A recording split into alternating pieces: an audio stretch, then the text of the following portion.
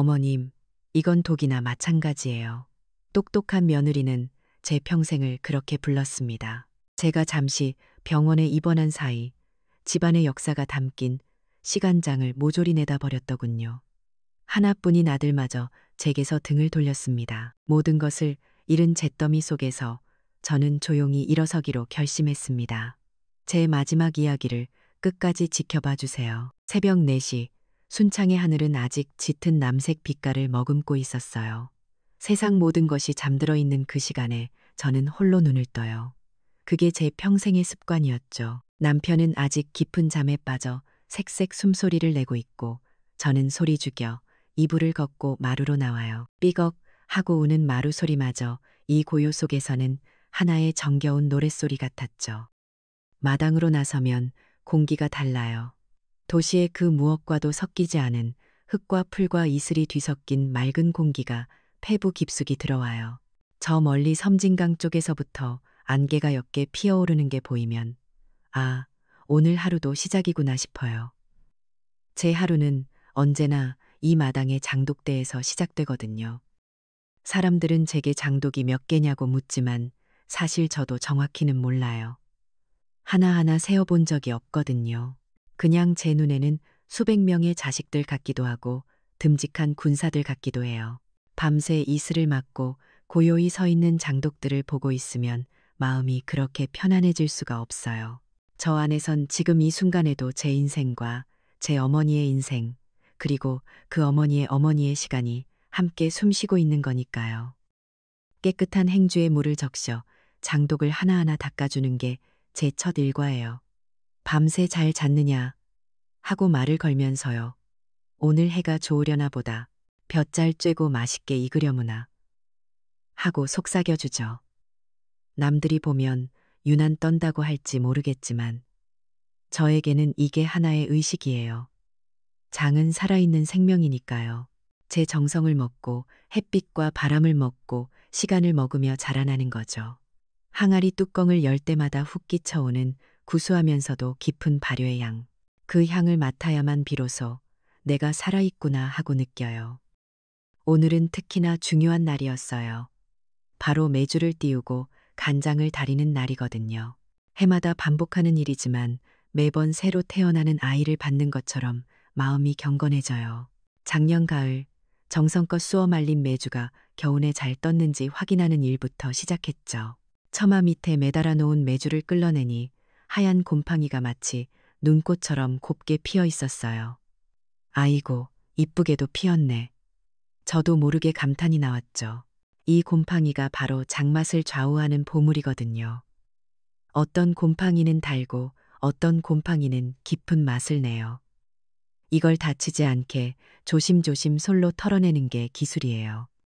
메주를 씻어 햇볕에 잘 말리는 동안 저는 간장을 다릴 준비를 해요. 작년에 담가두었던 장독 뚜껑을 여니 까만 보석처럼 반짝이는 간장 위에 하얀 소금꽃이 피어 있었어요. 이게 바로 우리 집안 대대로 내려오는 시간장, 지럼장이에요. 몇십 년, 아니 몇백 년의 세월이 이 한 방울에 녹아 있는 거죠. 이 시간장을 조금 덜어내 새간장에 섞어줘야 깊은 맛이 우러나거든요. 큰 가마솥에 소금물을 풀고 메주를 넣어요. 소금물의 농도는 기계로 재는 게 아니에요. 깨끗하게 씻은 달걀을 띄워봐서 500원짜리 동전만큼 떠오르면 딱 맞는 거죠. 이건 제 어머니께, 어머니는 또 할머니께 배운 방식이에요. 제 손과 눈이 저울이고 제 감각이 과학인 셈이죠. 장작불을 지피고 간장이 끓기 시작하면 온 동네에 구수한 냄새가 퍼져나가요. 쑥과 대추, 빨간 고추를 넣어 나쁜 기운을 몰아내고 간장이 넘치지 않도록 밤새 곁을 지켜야 해요. 이 모든 과정에 담긴 의미와 정성을 요즘 사람들은 알까요? 이건 그냥 음식을 만드는 게 아니라 한 집안의 역사를 이어가는 일인데 말이에요. 아따, 올해도 장맛이 기가 막히겠구마잉. 혼잣말을 하며 웃음 짓는데 저 멀리서 자동차 소리가 들려왔어요. 아들 내외가 오는 날이었죠. 오랜만에 보는 아들 얼굴은 반가웠지만 제 마음 한구석은 늘 조금 서운하고 불안했어요. 특히나 며느리 혜진이를 볼 때면 더 그랬죠. 혜진이는 참 똑똑하고 야무진 아이예요. 식품공학 박사라고 했나? 늘 깔끔하고 자기 주장도 확실하고. 처음에는 그런 당당한 모습이 참 보기 좋았어요. 그런데 함께하는 시간이 길어질수록 그 아이의 확실함이 저와는 너무 다르다는 걸 느끼게 됐죠. 어머니, 안녕하세요. 혜진이는 늘 그렇듯 환하게 웃으며 들어섰지만 제 눈에는 마당의 장독대를 훑어보는 그 아이의 눈빛이 먼저 들어왔어요. 반가움보다는 무언가를 평가하는 듯한 눈빛. 아니나 다를까 혜진이는 가방에서 무언가를 주섬주섬 꺼내 들었어요. 작고 뾰족한 기계였죠. 어머님, 마침 간장 다리시는 날이었네요. 잘 됐다. 제가 이거 염도랑 산도 한번 재볼게요. 저는 영문도 모르고 혜진이가 하는 양을 쳐다보고만 있었어요. 혜진이는 펄펄 끓는 가마솥에 간장을 국자로 조금 떠서 식힌 다음 그 뾰족한 기계를 푹 담그더군요. 삑삑 하는 소리와 함께 작은 화면에 숫자들이 나타났어요. 어머님, 염도가 너무 높아요. 이 정도면 나트륨 과다 섭취로 건강에 안 좋다고요. 그리고 산도도 너무 불안정해요. 이건 발효가 아니라 부패로 이어질 수도 있어요. 미생물 관리가 전혀 안 되고 있다는 증거예요. 저는 순간 망치로 머리를 한 대 맞은 것 같았어요. 제 평생의 경험과 감각으로 맞춰온 간장인데 저 작은 기계 하나가 모든 것을 틀렸다고 말하고 있었으니까요. 제 얼굴이 굳어지는 걸 봤는지 아들 녀석이 황급히 다가와 혜진이의 팔을 잡아 끌었어요. 혜진아, 어머니 방식이 원래 이런 거야. 옛날 어른들은 다 이렇게 하셨어. 오빠, 그러니까 문제라는 거야. 옛날 방식이 무조건 옳은 건 아니잖아. 비과학적이라고. 이제는 시대가 변했으니 이런 것도 다 데이터로 관리해야지. 혜진이는 제게 다가와 예쁜 포장 상자를 하나 내밀었어요. 어머님, 이거 제가 이번에 회사에서 개발에 참여한 스마트 발효 조미료예요. 콩 단백질을 최적의 조건에서 발효시켜서 염도는 낮추고 감칠맛은 극대화한 제품이죠. 이제 힘들게 간장 다리지 마시고 그냥 이거 한 스푼 넣으세요. 훨씬 간편하고 안전하고 과학적이에요. 상자 안에는 공장에서 찍어낸 갈색 가루가 들어 있었어요. 저는 그 상자를 받아들고 아무 말도 할 수가 없었어요. 제 인생이, 제 어머니와 할머니의 시간이 저 정체 모를 가루 한 통으로 대체될 수 있다는 사실이 믿기지가 않았어요. 아들은 제 눈치를 보며 하하, 우리 혜진이가 어머니 생각해서 그런 거지. 나쁜 뜻은 아니야, 엄마. 하고 어색하게 웃더군요. 저는 그저 힘없이 고개를 끄덕일 수밖에 없었어요. 가족들 앞에서 언성을 높이고 싶지는 않았거든요. 저녁 식사 시간은 가시방석 같았어요. 저는 아들 내외를 위해 정성껏 저녁상을 차렸어요. 오늘 막 뜬 햇된장으로 보글보글 끓여낸 된장찌개가 메인이었죠. 구수한 냄새가 온 집안에 퍼졌고 저는 내심 혜진이도 이 맛을 보면 생각이 좀 달라지지 않을까 기대했어요. 혜진이는 된장찌개를 한 숟갈 뜨더니 잠시 맛을 음미하는 듯 했어요. 그러고는 숟가락을 내려놓고 저를 똑바로 쳐다보며 말하더군요. 어머님, MSG 무첨가인 건 참 좋네요. 그런데요, 이런 재래식 된장은 발효 과정에서 어떤 미생물이 자랄지 예측할 수가 없잖아요. 우리 몸에 좋은 유익균도 있겠지만 바실루스균 같은 유해균이나 심하면 아플라톡신 같은 곰팡이, 독소가 생겼을 가능성도 배제할 수 없어요. 사실상 안전성이 전혀 검증되지 않은 식품인 셈이죠. 그 말을 듣는 순간 제 심장이 쿵 하고 내려앉는 것 같았어요. 식탁에 앉은 모두가 순간 정지한 듯 고요한 침묵이 흘렀어요. 남편은 헛기침을 하며 분위기를 바꿔보려 했고 아들은 밥그릇에 얼굴을 파묻었어요. 제 평생을 바쳐 담가온 된장, 제 자식들을 키워내고 우리 가족의 역사를 품어온 그 된장이 며느리의 입에서는 안전성이 검증되지 않은 식품, 어쩌면 독이 될 수도 있는 음식으로 변해 있었어요. 서운함을 넘어선 깊은 모멸감이 온몸을 훑고 지나갔어요. 제 존재 자체가, 제 삶의 방식 전체가 부정당하는 기분이었어요. 저는 아무 대답도 하지 못하고 그저 웃어 보였어요.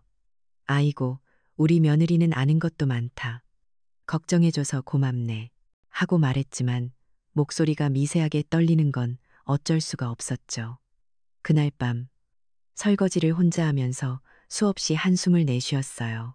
반짝이는 새 주방기기들과 혜진이가 선물한 스마트 조미료 상자가 저를 비웃는 것만 같았죠. 혜진이는 거실 소파에 앉아 스마트폰을 들여다보며 연신 무언가를 두드리고 있었어요. 가끔씩 부엌 쪽을 쳐다보며 사진을 찍는 것 같기도 했죠. 왜일까요? 그 모습이 왠지 모르게 제 마음을 서늘하게 만들었어요. 보이지 않는 무언가가 제가 전혀 알지 못하는 세상에서 저를 핥히고 있는 것 같은 불길한 예감이 들었어요. 마당의 장독들이 그날따라 유난히 외롭고 위태로워 보였습니다. 그렇게 우리 집 장독대 위로 보이지 않는 균열의 먼지가 소복이 쌓여가고 있었어요. 그날 밤 이후로 며칠 동안 집안 공기는 얼음장처럼 차가웠어요. 아들 내외는 다음 날 아침 일찍 서울로 돌아갔고 남편과 저 단둘이 남은 집은 유난히 휑했죠. 남편은 제 눈치를 보며 아무 말도 꺼내지 않았지만 저는 알 수 있었어요. 그 사람도 아들의 무심함과 며느리의 날카로움에 마음이 상했다는 걸요. 하지만 어쩌겠어요. 평생을 자식 이기는 부모 없다는데 저는 그저 아무 일 없었다는 듯 묵묵히 제 일을 할 뿐이었죠. 그런데 이상하게도 몸의 기운이 하나도 없었어요. 꼭 기둥뿌리가 뽑혀나간 것처럼 온몸이 후들거렸죠. 며느리의 그 차가운 말이, 그 눈빛이 마치 독처럼 온몸에 퍼져나가는 것 같았어요. 안전성이 검증되지 않은 식품, 제 평생의 자부심이었던 된장이, 제 인생이 그런 취급을 받았다는 생각에 밤잠을 설치기 일쑤였어요. 그러다 결국 탈이 나고야 말았죠. 며칠을 끙끙 앓다가 남편의 성화에 못 이겨 읍내병원에 입원하게 됐어요.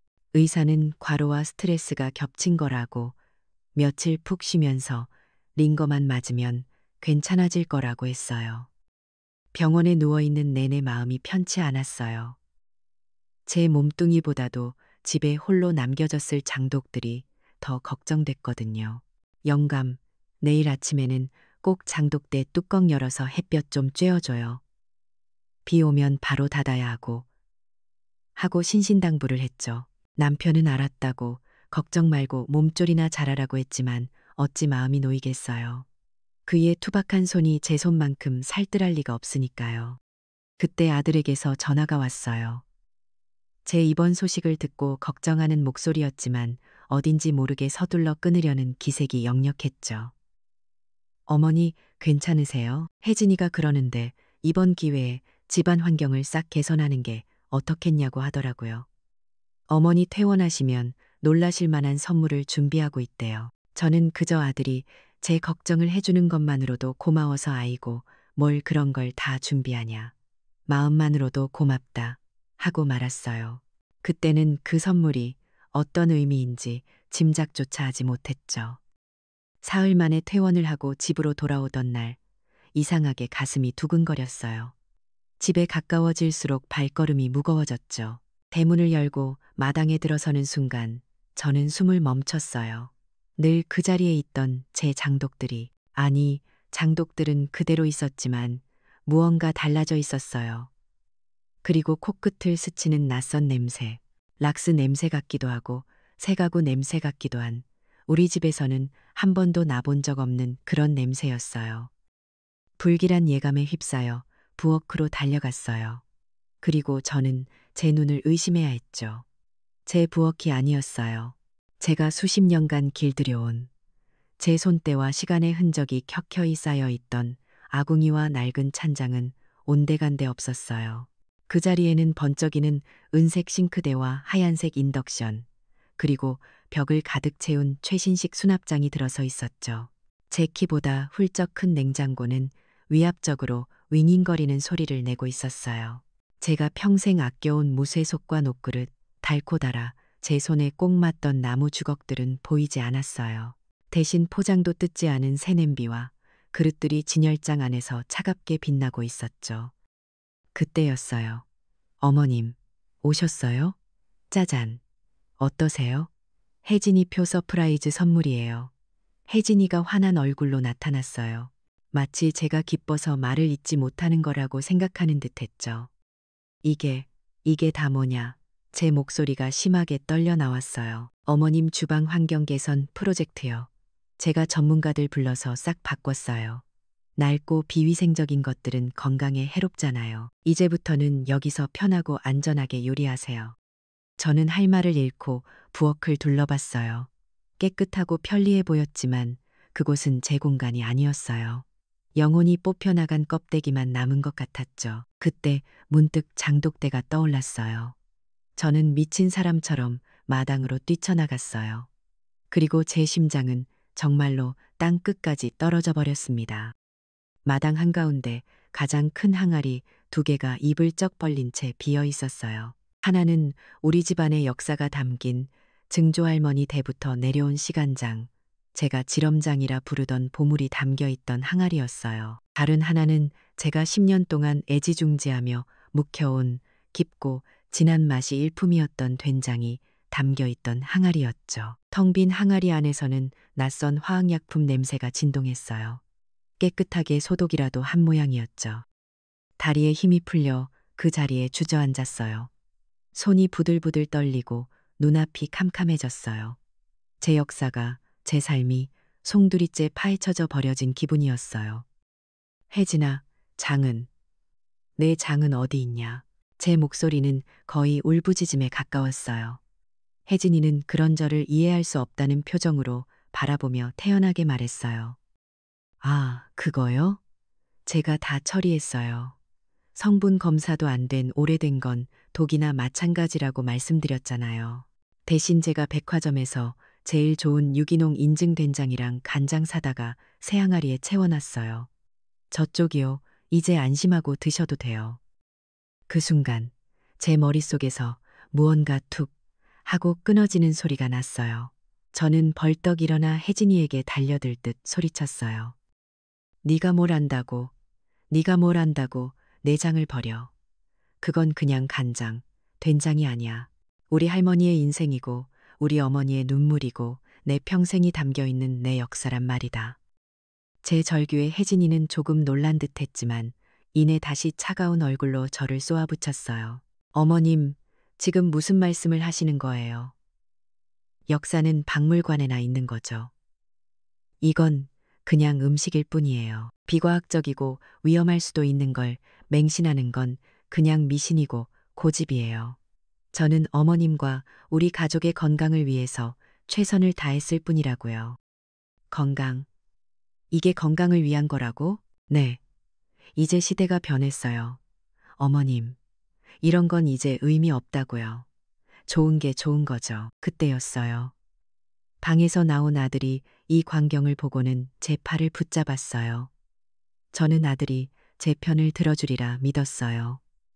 이 부당한 상황을 바로잡아 주리라 믿었어요. 하지만 아들의 입에서 나온 말은 제 가슴에 더 큰 비수를 꽂았죠. 어머니, 그만하세요. 혜진이 말이 맞아요. 이제 시대가 변했잖아요. 혜진이가 어머니 생각해서 좋은 뜻으로 한 건데 왜 이렇게 화를 내세요? 좋은 게 좋은 거죠. 좋은 게 좋은 거. 그 말이 제 귀에 대모처럼 밝혔어요. 제 평생의 역사가, 제 삶의 의미가 아들의 그 가벼운 한마디에 완전히 묵살당하는 순간이었어요. 가족 내에서 저는 완전히 고립되었어요. 제 지혜는 더 이상 존중받거나 이해받지 못하는 버려져야 할 과거의 유물이 되어버린 거였죠. 저는 그 자리에 다시 주저앉아 소리내어 울었어요. 텅 빈 장독 안에 제 눈물이 하염없이 고여갔습니다. 그 후로 며칠을 알아누웠어요. 남편이 끓여다 주는 죽도 제대로 넘기지 못했죠. 동네 마실이라도 나갔다 오면 기분이 나아질까 싶어 오랜만에 경로당에 나갔어요. 저와 평생을 같이 늙어온 동네 할머니들에게 제 사연을 털어놓았죠. 눈물을 뚝뚝 흘리는 저를 보며 다들 혀를 끌끌 차며 위로해 주었어요. 아이고, 순덕이 자네 속이 얼마나 상했을꼬. 요즘 젊은 것들이 다 그렇지 뭐. 우리 며느리는 제사도 없애자고 난리여. 배워가지고 똑똑한 건 좋은디 어른 무서운 줄을 몰라. 우리 아들도 마누라 말이라면 껌뻑 죽는다니께. 모두가 제 마음을 알아주는 것 같았지만 그들의 위로는 체념 섞인 푸념일 뿐이었어요. 그 누구도 뾰족한 해결책을 제시해주지는 못했죠. 그저 세상이 변했으니 우리가 참고 살아야지 별 수 있간디 하는 말뿐이었어요. 전통을 지키며 살아온 우리 세대가 사회적으로 얼마나 무력하고 고립되어 있는지를 뼈저리게 느끼는 순간이었어요. 우리는 그저 사라져가는 것들을 붙잡고 함께 한숨 쉬는 늙은이들일 뿐이었죠. 집으로 돌아오는 길, 동네 슈퍼 앞 평상에 앉은 아낙들이 스마트폰을 보며 쑥덕거리는 소리가 들렸어요.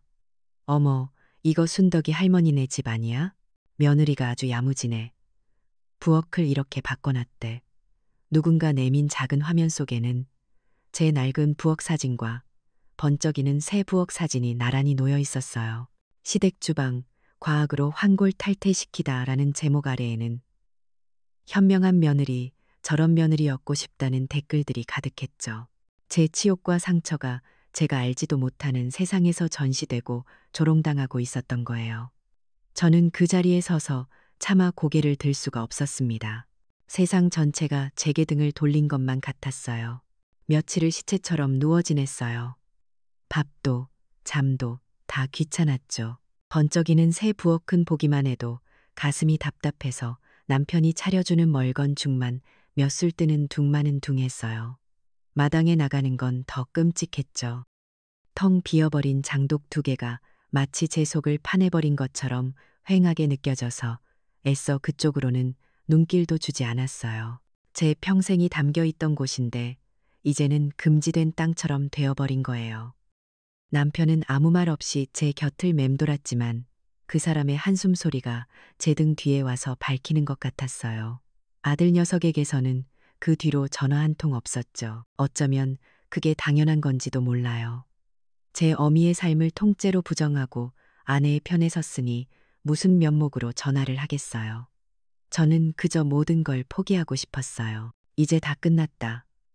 내 인생도 우리 집안의 맛도 이제 다 끝이야. 그런 생각만 머릿속을 맴돌았죠. 그렇게 며칠을 더 보내고 나니 이대로는 안 되겠다 싶었어요. 이렇게 무기력하게 썩어 문드러질 수는 없잖아요. 뭐라도 해야 했어요.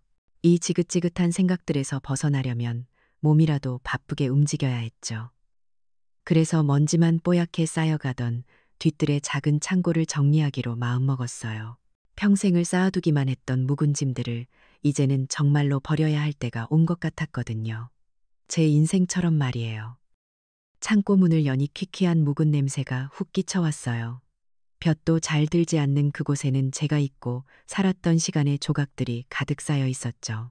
시집 올 때 해왔던 낡은 이불장, 아이들이 어릴 때 쓰던 나무 책상, 그리고 돌아가신 제 어머니가 남겨두신 짐 보따리들. 참아버리지도 열어보지도 못하고 수십 년을 그 자리에 그렇게 두었던 것들이에요. 하나하나 묵은 짐들을 밖으로 꺼내 먼지를 털어냈어요. 그러다 보니 어느덧 해가 뉘엿뉘엿 지고 있었죠. 마지막으로 남은 건 어머니의 유품이 담긴 낡은 나무 괴짝 하나였어요. 이걸 버려야 하나 잠시 망설였죠. 이걸 열면 돌아가신 어머니에 대한 그리움에 또 주저앉을 것만 같았거든요. 하지만 오늘이 아니면 영영 못 열어볼 것 같다는 생각에 큰 마음을 먹고 굳게 닫힌 괴짝 뚜껑을 열었어요. 안에는 어머니가 아끼시던 빛바랜 비단 옷가지와 옥색 놀이개가 들어있었어요. 그리고 그 아래 고운 보자기에 몇 겹으로 곱게 쌓인 무언가가 있었죠. 조심스럽게 보자기를 풀어보니 손때 묻은 낡은 붓글씨 공책 여러 권이 나왔어요.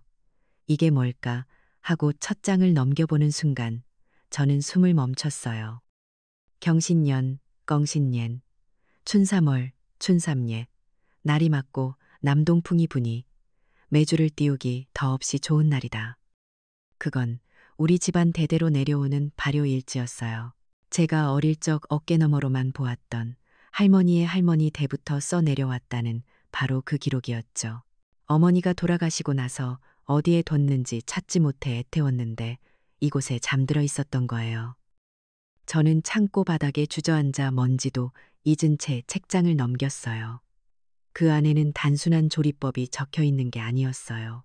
이파, 리샤, 무렵 섬진강의 안개가 짙은 해에는 콩의 당도가 높아져 된장이 달다. 쳐서 주쉐. 비가 잦으면 소금물의 농도를 반대에 더하라. 동지. 동지. 애쓰어 띄운 메주는 쓴맛이 없 깊은 맛을 낸다. 수십 년, 아니 수백 년에 걸쳐 날씨와 습도, 바람의 방향, 재료의 상태에 따라 장맛이 어떻게 변하는지를 꼼꼼하게 기록해 놓은 살아있는 데이터였어요. 며느리가 말했던 과학이 바로 여기에 있었어요. 기계가 아닌 사람의 눈과 혀와 살갗으로 수백 년의 시간을 거쳐 축적해온 우리 집안만의 과학. 저는 낡은 종이를 어루만지며 하염없이 눈물을 흘렸어요. 이건 그냥 낡은 공책이 아니었어요.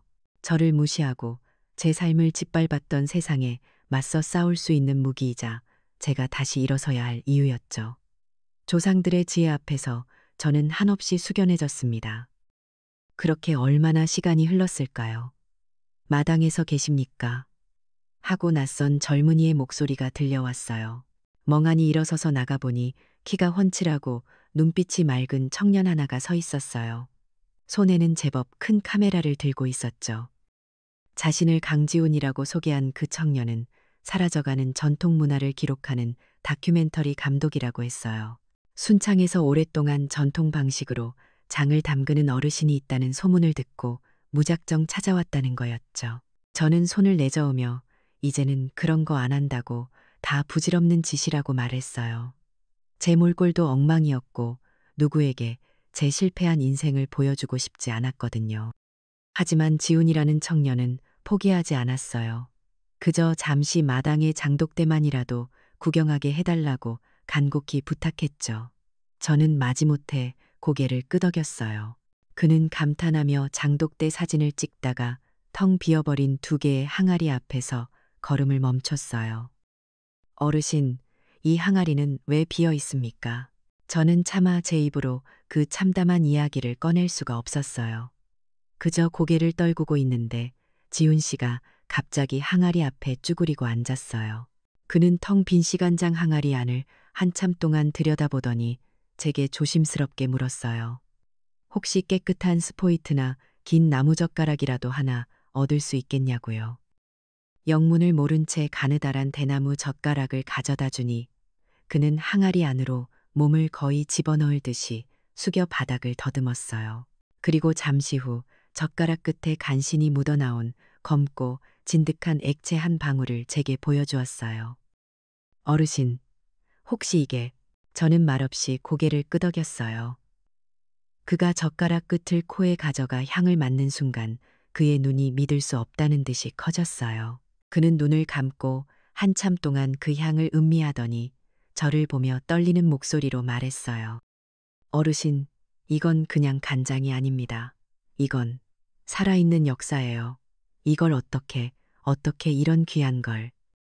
그 순간 제 가슴 속에 꽉 막혀 있던 무언가가 울컥 하고 터져 나왔어요. 살아있는 역사. 단 한 번도 들어본 적 없는 그 말이 제 삶 전체를 인정해 주는 것만 같았어요.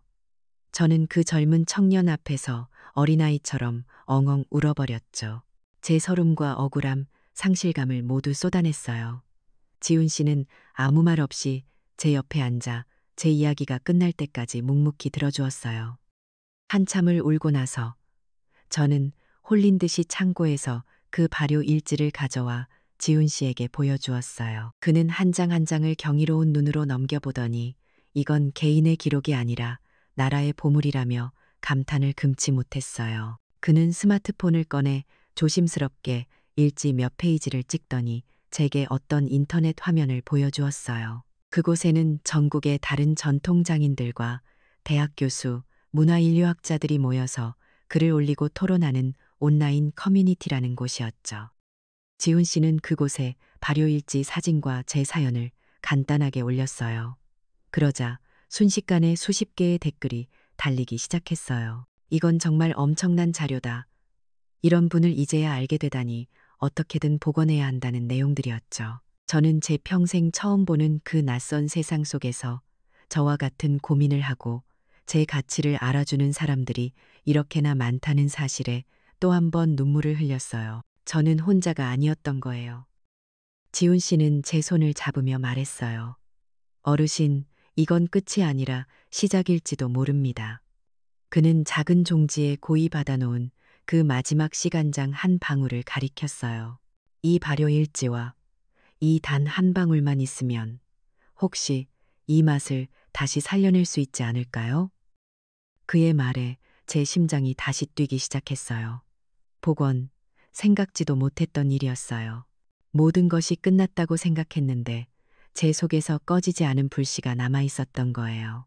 저는 고개를 들어 제 앞에 선 젊은 감독을 바라봤어요. 그의 눈 속에서 희망을 보았죠. 그리고 그 옆에서 조용히 돌아가고 있는 그의 스마트폰 카메라를 보았어요. 저는 말없이 고개를 끄덕였어요. 제 눈에는 더 이상 절망의 눈물이 흐르지 않았어요. 대신 조용하고 뜨거운 무언가가 차오르고 있었죠. 잃어버린 것에 대한 슬픔이 아니라 되찾아야 할 것에 대한 단단한 결의 같은 것이었어요. 그렇게 잿더미 속에서 제 두 번째 인생의 첫 장이 막 시작되고 있었습니다. 그날 이후 제 하루는 다시 예전처럼 바빠졌어요. 하지만 그 바쁨의 결은 완전히 달랐죠.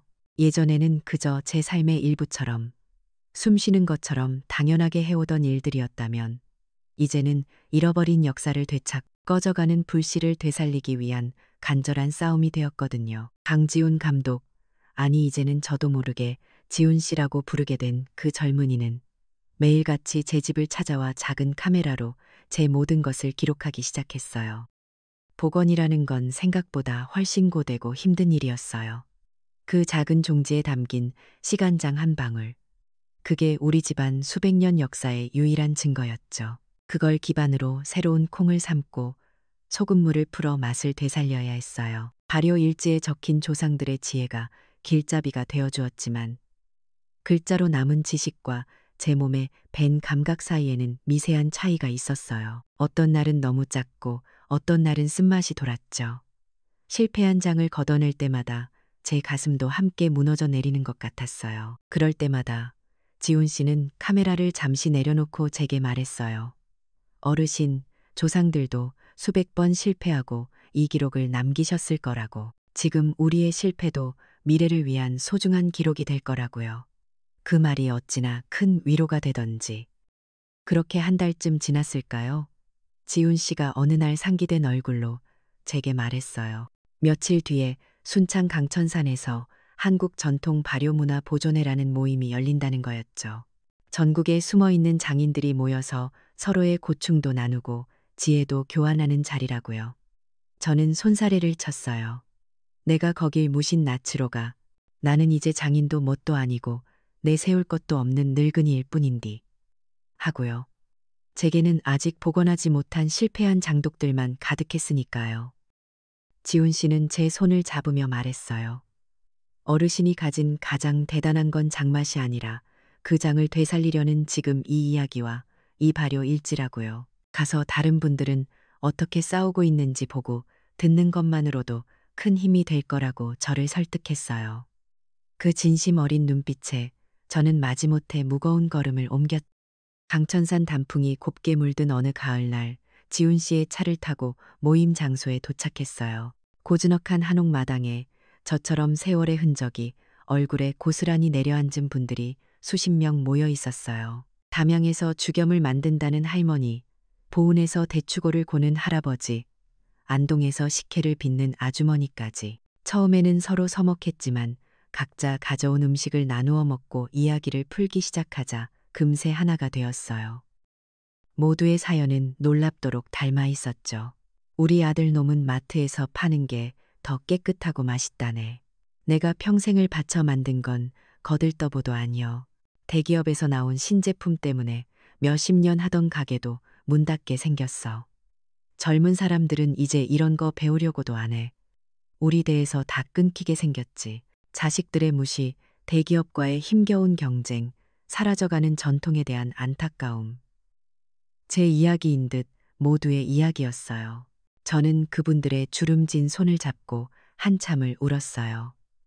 제 서름이 녹아내리고 그 자리에 따뜻한 동지애가 차오르는 것 같았죠. 나 혼자만의 싸움이 아니었구나. 그 사실만으로도 세상 가장 큰 위로를 받은 기분이었어요. 그 모임에서 주선이 되어 며칠 뒤 저희는 전북대학교 식품생명공학과의 김현우 교수님이라는 분을 만나게 되었어요. 지훈 씨가 제 발효 일지 이야기를 미리 전해두었던 모양이에요. 하얀 가운을 입은 점잖은 교수님은 저희를 회의실로 안내했지만 그의 눈빛에는 솔직히 말해 약간의 회의감이 서려 있었어요. 그는 저희에게 할머니들의 손맛을 어떻게 과학적으로 표준화할 수 있겠냐며 전통의 가치는 존중하지만 학문의 영역은 또 다른 문제라고 점잖게 선을 그었죠. 다른 장인분들이 주눅이 들어 입을 열지 못할 때 제가 조용히 보자기에 쌓은 발효일지를 내밀었어요. 김 교수님은 의례적으로 그걸 받아들었지만 한 장 한 장 넘길수록 그의 표정이 미묘하게 변하기 시작했어요. 학자의 호기심 어린 눈빛으로 바뀌었죠. 그리고 제가 어렵게 복원 중인 된장 샘플을 작은 단지에 담아 내밀자 그는 잠시 망설이다가 그걸 받아들고는 오늘은 이만 돌아가 보시라고 검토 후에 연락을 주겠다고 말했어요. 솔직히 큰 기대는 하지 않았죠. 교수님들도 별 수 없구나 하는 생각에 마음이 더 무거워졌어요. 그런데 사흘 뒤 이른 아침에 김 교수님에게서 직접 전화가 걸려왔어요. 그의 목소리는 흥분으로 가득 차 있었죠. 그는 제게 지금껏 학계에 보고된 적 없는 희귀한 유산균과 효모균이 된장 샘플에서 발견되었다며 이건 단순한 된장이 아니라 하나의 완벽한 미생물 생태계라고 열변을 토했어요. 그리고 발효 일지에 담긴 데이터의 정밀함에 대해 감탄하며 꼭 한번 공동 연구를 진행하고 싶다고 제안했어요. 전화를 끊고 나서도 저는 한참을 멍하니 서 있었어요. 제 며느리가 유해균 덩어리라고 불렀던 바로 그 된장이 대학 교수의 입에서는 완벽한 미생물 생태계라는 이름으로 불리고 있었으니까요.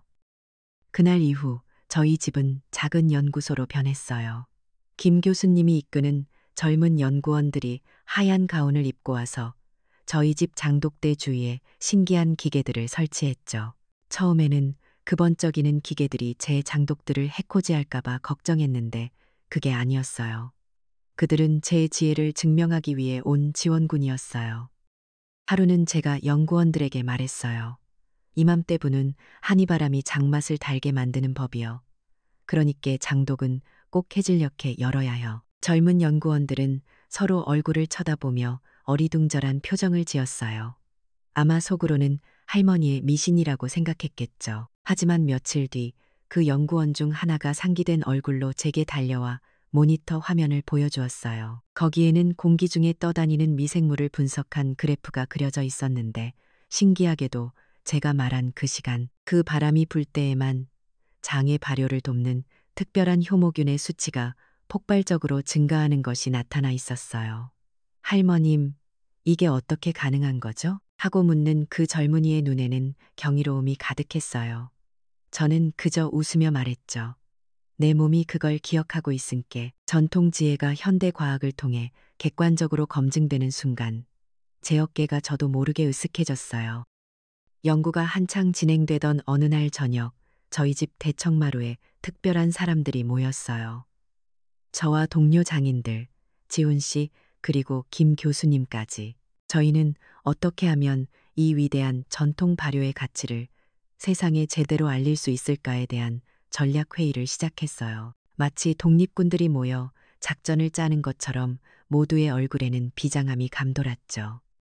지훈 씨는 감동적인 이야기로 사람들의 마음을 움직여야 한다며 다큐멘터리 제작 계획을 설명했고 김 교수님은 학술 논문 발표를 통해 학문적 권위를 확보해야 한다고 주장했어요. 그리고 저는 이 모든 과정이 전문가들만의 이야기가 되어서는 안 된다고 보통 사람들이 쉽게 이해하고 공감할 수 있어야 한다고 말했죠. 그렇게 저희는 세 가지 방향으로 힘을 합치기로 결의했어요. 지훈 씨의 다큐멘터리, 김 교수님의 논문, 그리고 이 모든 과정을 대중과 공유할 온라인 플랫폼. 지훈 씨는 바로 그 자리에서 자신의 스마트폰으로 유튜브 채널을 만들었어요. 채널 이름은 오디세이. 그는 제게 카메라를 비추며 말했어요. 어르신, 이제 세상의 어르신의 이야기를 들려주실 시간입니다. 저는 카메라 앞에서 조금은 떨리는 목소리로 제 조상들이 남긴 발효일지의 첫 구절을 읽기 시작했어요. 이제 더 이상 저는 외롭고 무력한 늙은이가 아니었어요. 제 곁에는 저를 믿고 지지해주는 든든한 동지들이 있었죠. 그렇게 우리들의 작은 홀씨는 이제 세상을 향해 날아갈 바람을 기다리고 있었습니다. K장 오디세이라는 이름의 유튜브 채널은 처음에는 조용한 시냇물처럼 흘러갔어요. 구독자 수는 많지 않았지만 한번 영상을 본 사람들은 꼭 다시 찾아와 따뜻한 응원의 댓글을 남겨주었죠. 지훈 씨는 꾸준히 저와 다른 장인들의 모습을 영상에 담았고, 김 교수님 연구실의 작은 발견들도 알기 쉽게 편집해서 올렸어요. 저희는 그저 씨앗을 심는 마음으로 묵묵히 저희의 시간을 쌓아갈 뿐이었죠. 세상이 알아주지 않아도 괜찮았어요. 저희는 이미 혼자가 아니라는 사실만으로도 충분히 강해져 있었으니까요. 그러던 어느 날 이른 아침, 지훈 씨가 숨을 헐떡이며 저희 집 대문으로 뛰어들어왔어요. 그는 손에 든 태블릿 PC 화면을 제 눈앞에 내밀었죠. 화면에는 제가 한 번도 본 적 없는 영어로 가득한 글과 함께 제 얼굴과 장독대 사진이 대문짝만하게 실려 있었어요. 어르신, 됐어요. 드디어 해냈어요. 지훈 씨의 목소리는 흥분으로 떨리고 있었죠.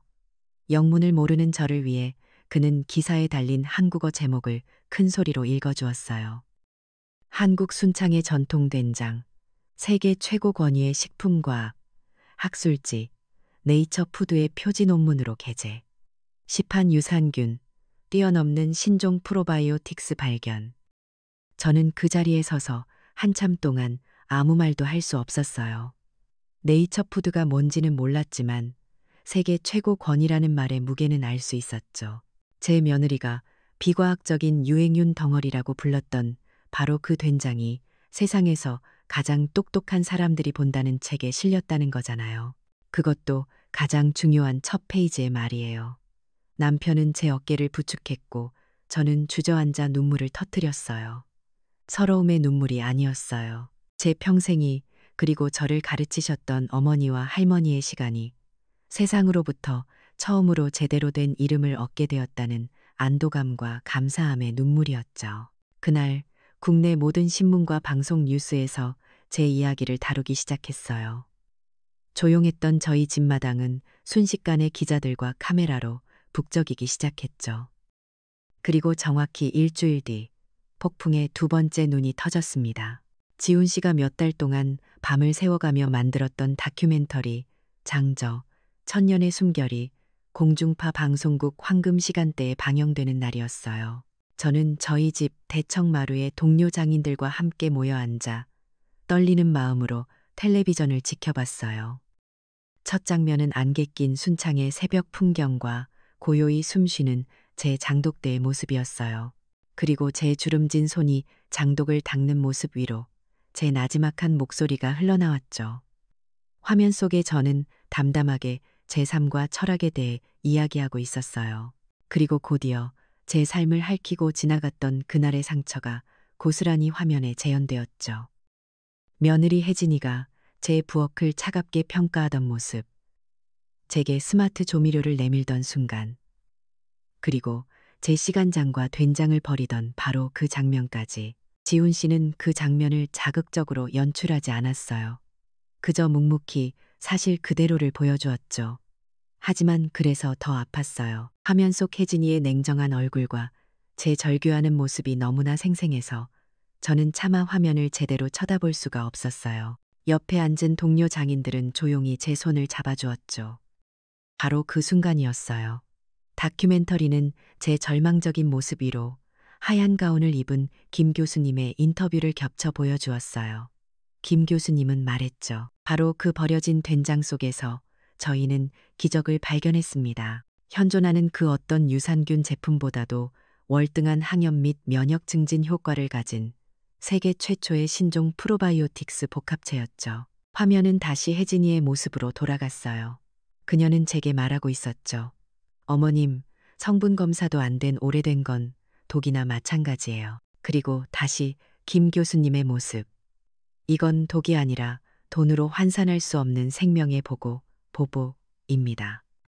그 극적인 대비 앞에서 저는 온몸에 소름이 돋는 것을 느꼈어요. 이건 단순한 다큐멘터리가 아니었어요.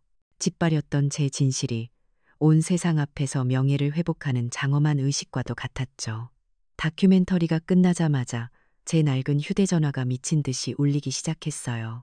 평생 연락 한 번 없던 친척들부터 초등학교 동창들까지 모두가 제게 잘했다, 장하다, 자랑스럽다고 말해주었어요.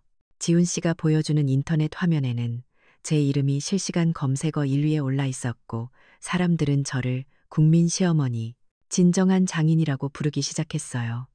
반면 혜진이의 이름이 함께 오르내리며 그녀의 SNS는 순식간에 사람들의 분노와 비난으로 뒤덮여버렸죠. 그날 밤 아들에게서 전화가 걸려왔어요. 거의 울먹이는 목소리로 제게 잘못했다고 한 번만 만나달라고 애원했지만 저는 조용히 전화를 끊었어요. 아직은 때가 아니었으니까요. 방송의 파급력은 상상을 초월했어요. 다음 날부터 대형 백화점과 유명 식품 기업들에서 저희 집으로 사람이 몰려들기 시작했어요. 모두가 제 장을 독점 계약하고 싶다며 믿을 수 없는 액수의 계약금을 제시했죠. 평생 구경도 못 해본 큰돈 앞에서 잠시 마음이 흔들리기도 했지만 저는 알고 있었어요. 이건 저 혼자만의 승리가 아니라는 걸요. 저는 저와 함께 싸워준 동료 장인들을 모두 저희 집으로 불렀어요. 그리고 그들 앞에서 제안했죠. 이 기회를 우리 모두의 것으로 만들자고. 특정 기업에 우리의 이름과 철학을 파는 대신 우리 스스로가 주인이 되는 순창 전통장인 협동조합을 만들자고요. 모두가 제 손을 잡으며 눈물로 동의해 주었어요. 저희는 순창 농협의 도움을 받아 협동조합을 결성했고 박순덕 명인이라는 공동 브랜드를 세상에 내놓았어요. 이제 저희는 돈에 휘둘리는 기술자가 아니라 우리 문화의 주도권을 되찾은 진정한 장인이 된 거예요. 그해 가을 순창 장류축제는 그 어느 때보다 뜨거웠어요. 축제 전체가 마치 저를 위해 열리는 것만 같았죠. 순창군 수님은 제게 직접 순창군 명예군민상을 수여했고 저희 협동조합 부스는 발 디딜 틈 없이 사람들로 가득 찼어요. K장 오디세이 채널은 구독자 50만 명을 돌파했고 지훈 씨가 축제 현장에서 진행한 라이브 커머스에서는 저희가 준비한 1년치 된장과 간장이 단 10분 만에 모두 팔려나가는 기적이 일어났어요. 축제의 마지막 날 밤, 저는 무대에 올라 마이크를 잡았어요. 저 멀리 저를 보기 위해 전국 각지에서 모여든 사람들의 반짝이는 눈빛이 보였어요. 제 옆에는 저와 함께 웃고 있는 동료 장인들의 든든한 얼굴이 있었죠. 그리고 무대 아래에서는 카메라를 든 지훈 씨와 연구원들을 이끌고 온 김 교수님이 저를 향해 엄지를 들어 보이고 있었어요. 저는 더 이상 외롭지 않았습니다. 제 삶은 이제 저 혼자만의 것이 아니었어요. 텅 비었던 제 장독은 이제 온 세상 사람들의 관심과 사랑으로 다시 채워지고 있었어요. 제 작은 승리가 순창이라는 지역 전체에 새로운 활기를 불어넣고 젊은이들이 전통을 배우기 위해 찾아오는 기적을 만들어내고 있었죠. 저는 마이크에 대고 조용히 말했어요. 고맙습니다. 이제 제 이야기가 아닌 우리의 이야기를 시작할 때가 온 것 같습니다. 그 순간 축제 하늘 위로 터져 오르는 화려한 불꽃보다도 더 환한 희망이 제 마음속에서 뜨겁게 타오르고 있었습니다. 역전은 이제 막 완성된 참이었습니다.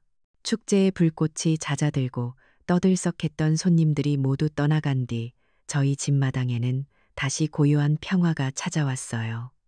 하지만 그 평화는 예전과는 다른 것이었죠. 세상으로부터 외면당한 채 홀로 지켜야 했던 외로운 평화가 아니라 온 세상의 인정을 받은 뒤에야 비로소 얻게 된 든든하고 충만한 평화였어요. 제 삶은 이전보다 훨씬 바빠졌어요. 협동조합의 일원으로서 다른 장인들과 함께 생산 계획을 짜고 전국 각지에서 쏟아지는 주문을 관리하고 저를 찾아오는 기자들과 방송국 사람들을 만나 제 이야기를 들려주어야 했죠. 몸은 고됐지만 마음은 날아갈 듯 가벼웠어요. 하지만 그 바쁜 와중에도 제 마음 한구석에는 아직 풀어내지 못한 무거운 매듭이 하나 남아 있었죠. 바로 제 아들과 며느리 혜진이의 문제였어요. 그 일이 있은 후로 아들은 거의 매일같이 제게 전화를 걸어 용서를 빌었지만 저는 한 번도 그 전화를 받지 않았어요. 아직은 그 아이의 목소리를 들을 준비가 되지 않았거든요. 그러던 어느 늦은 가을 오후였어요. 혼자 마루에 앉아 발효 일지를 넘겨보고 있는데 대문 밖에서 인기척이 느껴졌어요. 나가보니 아들과 혜진이가 고개를 푹 숙인 채 서 있었죠. 몇 주 못 본 사이에 두 아이의 얼굴은 반쪽이 되어 있었어요. 특히 혜진이는 예전에 그 당당하고 꼿꼿하던 모습은 온데간데 없고 금방이라도 부서질 것처럼 위태로워 보였죠. 저는 아무 말 없이 두 사람을 마당으로 들어오게 했어요. 그러자 아들과 혜진이는 약속이라도 한 듯 제 앞에 와서 털썩 무릎을 꿇었어요. 그리고 혜진이가 흐느끼며 입을 열었죠. 그녀는 제게 용서해달라고 말하지 않았어요.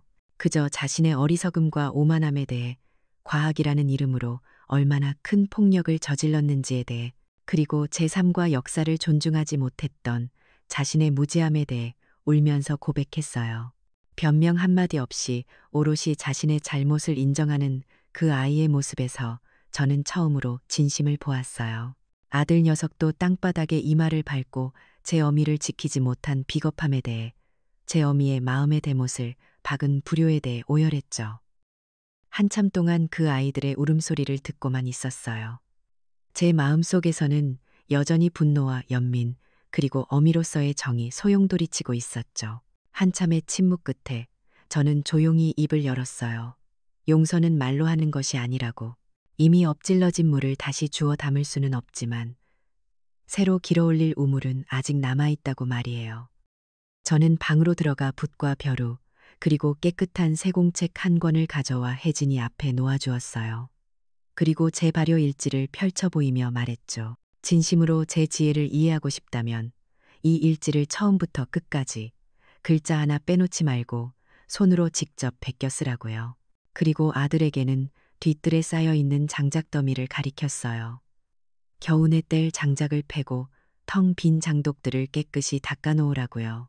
용서는 그 아이들의 행동을 본 뒤에 그때 가서 생각해 보겠다고 말했어요. 두 아이는 눈물을 흘리며 고개를 끄덕였고 그날부터 저희 집 마당에서는 기묘한 동거가 시작되었죠. 그 후로 몇 달 동안 혜진이는 매일같이 사랑방에 앉아 제 발효일지를 필사했고 아들은 묵묵히 장작을 패고 장독을 닦았어요. 저는 두 아이에게 따뜻한 말 한마디 건네지 않았지만 매일 밤 잠든 그 아이들의 거친 손과 지친 얼굴을 몰래 어루만져 주곤 했어요. 용서라는 것은 어쩌면 그렇게 서로의 상처를 시간과 함께 기워나가는 과정일지도 모르겠다고 생각했죠. 한편 세상은 저를 가만히 내버려 두지 않았어요. 제 성공은 이제 저 개인의 것이 아니었거든요. 저는 협동조합의 수익금과 각지에서 보내온 후원금을 제 개인을 위해 쓰지 않았어요. 대신 순창군과 전북대학교를 찾아가 순창 전통 발효문화 보존 재단을 만들고 싶다는 뜻을 밝혔죠. 제 지혜와 철학을 개인의 차원을 넘어 다음 세대를 위한 공공의 자산이자 제도로 만들고 싶었어요. 저의 제안에 군수님과 총장님은 두 팔을 걷어붙이고 나서주셨고 저희는 곧 전통 장인을 전문적으로 양성하고 연구하는 순창 전통 발효문화연구원 건립을 추진하기 시작했어요. 제 이야기는 더 큰 파문을 만들어냈어요. 어느 날 국회에서 전통지식 보유자 권리 보호법 제정을 위한 공청회에 참고인으로 와달라는 연락을 받았죠. 난생 처음 가보는 서울의 그 크고 엄숙한 건물 안에서 저는 조금도 떨지 않고 제 이야기를 담담하게 풀어나갔어요. 제가 겪었던 억울함과 제 유산이 어떻게 헐값에 부정당했는지를요. 그리고 전통 지식이 왜 법적으로 보호받고 정당한 대가를 받아야 하는지를 힘주어 말했어요.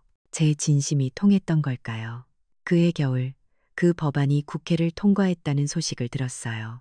제 개인의 승리가 저와 같은 길을 걷는 모든 장인들의 승리가 되는 순간이었죠. 그리고 2년이라는 시간이 흘렀어요. 제 집 옆에 너른 땅에 전통 한옥의 멋과 현대적 연구시설이 조화롭게 어우러진 순창 전통발효 문화연구원이 드디어 문을 여는 날이었죠. 개원식에는 군수님, 국회의원, 대학교 총장님까지 지역의 모든 귀한 분들이 찾아와 자리를 빛내주었어요. 저는 연구원의 초대 원장이라는 과분한 직함을 받아 단상에 섰어요. 그리고 제 다음으로 책임 연구원이라는 이름으로 단상에 오른 사람은 바로 제 며느리 혜진이었어요. 지난 2년간 발효일지를 완벽하게 익히고 김 교수님 아래에서 과학적 이론까지 공부한 혜진이는 이제 제가 가장 신뢰하는 동반자이자 조력자가 되어 있었죠. 혜진이는 자신의 연구 성과를 발표하며 이렇게 말했어요. 전통은 과거에 머무는 것이 아니라 과학이라는 날개를 달고 미래로 나아가는 것임을 저는 저의 위대한 스승이신 저의 어머님께 배웠습니다. 그 말을 듣는 순간 저는 관중석에 앉아 조용히 눈물을 훔쳤어요. 그때였어요. 제 손주 녀석이 아장아장 걸어와 제 품에 안기더니 제가 들고 있던 작은 종지의 장을 맛보고는 해맑게 외쳤어요. 할머니, 맛있어요. 그 순간 저는 알 수 있었어요. 제 할머니의 할머니로부터 제게로, 그리고 제 며느리와 손주에게로 단절되었던 세대 간의 문화적 다리가 비로소 단단하게 이어졌다는 것을요. 이야기의 마지막은 아마도 지훈 씨가 만들고 있을 두 번째 다큐멘터리의 마지막 장면이 될 것 같아요. 연구원 마당에서는 전국의 젊은이들이 저와 동료 장인들에게 장 담그는 법을 배우며 웃음꽃을 피우고 있어요. 혜진이는 김 교수님과 함께 미생물을 연구하며 새로운 가능성을 찾고 있죠. 저희 협동조합의 장은 온라인 플랫폼을 통해 전 세계로 팔려나가고 있고요. 저는 그 모든 풍경의 중심에서 흙과 콩을 만지며 평화롭게 웃고 있어요. 한 사람의 장인이 지켜낸 작은 숨결이 이제 다음 1000년을 이어갈 거대한 생명이 되었습니다. 진정한 유산은 돈이나 명예가 아니라 그렇게 사람의 마음속에 심는 지혜와 사랑이라는 것을 저는 이제야 알게 되었거든요. 제 이야기는 여기서 끝이 나지만 우리의 이야기는 이제 막 시작된 셈이죠. 박순덕 할머니의 이야기는 우리에게 진정한 승리가 무엇인지 보여줘요. 통쾌한 복수에서 멈추는 것이 아니라 용서를 통해 깨어진 관계를 회복하고 자신의 지혜를 다음 세대를 위한 빛나는 유산으로 만들었을 때 비로소 가장 큰 행복을 얻게 된다는 것을요. 결국 가장 위대한 복수는 사랑이었죠.